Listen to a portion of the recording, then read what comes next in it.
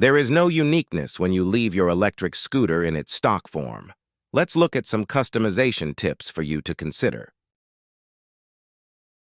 To begin with, let's look at these standing out customizations made by Bob. To get this red color you see, Bob used the hydrographic dipping method to achieve that. To prevent touching the other parts in red, he masked the different parts to leave the only parts he needed. You can find those headlights and grip tape in most online retail stores. We will provide a link to those in the description box. Another customization tip you can consider is to attach a trailer to your scooter. Special shout out to Mike Terry, who uses his trailer to distribute food to the homeless. Look at these other trailer ideas and be impressed.